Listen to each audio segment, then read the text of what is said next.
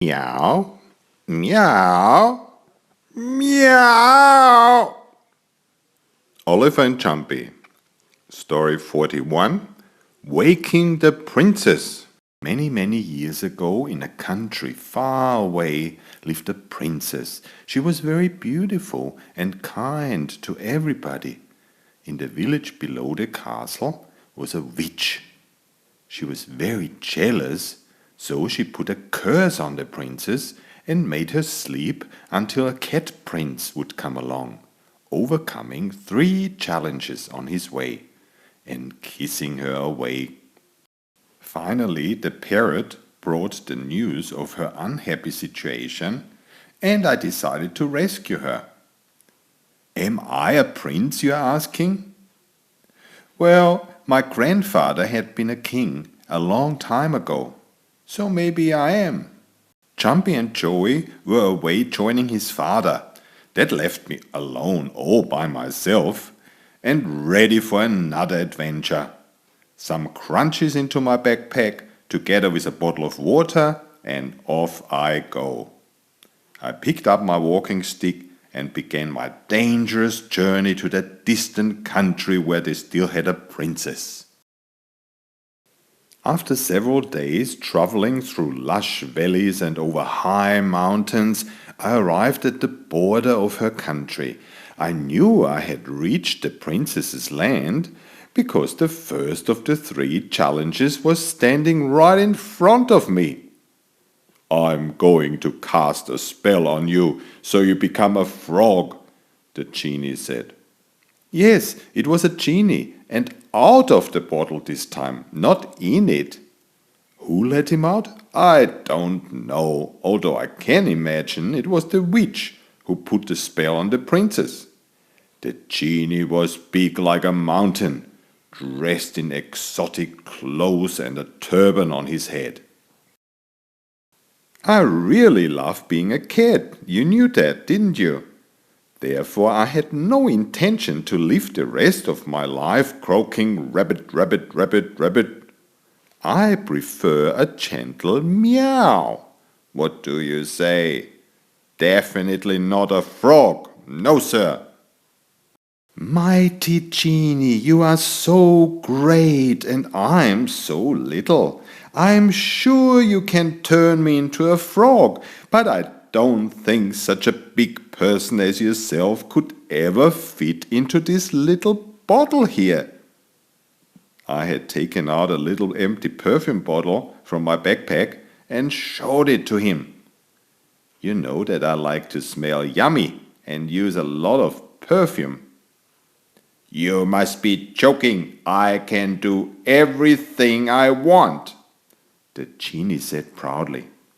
I don't believe you can fit into this small bottle, no, I insisted again. Show me. The genie was so upset about my doubts, and without a second thought, swoosh, he squeezed himself into the little bottle, which I promptly closed tight. Now I had a very upset genie in the bottle. Quite clever, ain't I? But I'm sure you would have thought of that too. Well, despite all the protests, I put genie and bottle into my pocket and continued my quest. After a while, I arrived at a very deep canyon. And guess what? Yes, the next challenge. Right across my path stood a huge creepy crawly. A black spider as big as a house. What now? I'm going to spin you into a cocoon and then I will suck your catty blood. What prospect? Not if I can help it. You are a fantastic big spider and you can spin lots of silken string, I'm sure. But I don't think you can make one long enough to reach the bottom of this canyon. I can make enough silk to go around the whole world. I only believe what I see. Just you watch. Afterwards I will eat you. He crawled on all his legs over the edge, attached the end of his sticky silk thread to the rock, and jumped down, releasing more silk on his way until he reached the bottom. What do you say now? He called up. In the meantime, I had taken out my knife and cut the silky strand. The whole length fell down onto the spider and tied him up with his own sticky string. It would take him a while to escape, and I was saved. I was relieved about another lucky escape and travelled on. From far you could already see the castle's tower, where the princess had been sleeping all these years. With a bit of luck she would be awake soon. But it looked like I still needed a lot of luck. My third challenge had arrived, and it was another big one. I'm going to squash you with my big toe. Guess who said that? Naturally, it was a giant. There we go again. Can you guess how I'm going to fix this big dummy? Tallest giant of them all, your mighty power will certainly kill me, but I don't think you are tall enough to reach the top of the tower over there. I had to get up to that tower to kiss the princess awake. You insignificant small cat! I can reach up to the sun if I want to. I'm the tallest giant in the world. I only believe what I see. Put me up to the balcony on that tower, then afterwards you can do with me whatever you want. He grabbed me quickly with his very large hand. After 3 mighty steps he had arrived at the tower, which had been shaking under his weight. He put me on the balcony and looked at me contemptuously. What do you say now? I had quickly taken out the bottle containing the genie and promised to release him if he put a spell on the giant and make him small. He agreed, and I let him out. Quickly, a very scared giant was not a giant anymore.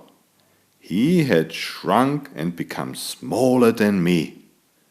Relieved, I sprang through the window, all obstacles finally behind me. Now the fun part was to begin. Kissing a princess is supposed to be pretty cool. And there she was, the most beautiful girl laying on her bed. She was wearing a red gown and a tiara in her golden hair. But she was a human, of course. No chance to be my bride, is there? Well, anyway, let's get on with it.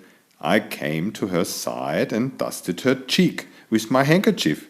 A lot of dust had accumulated over hundreds of years.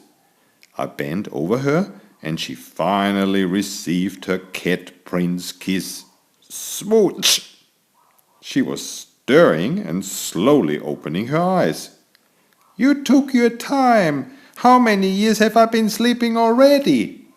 Well, I didn't exactly expect any thanks, did I?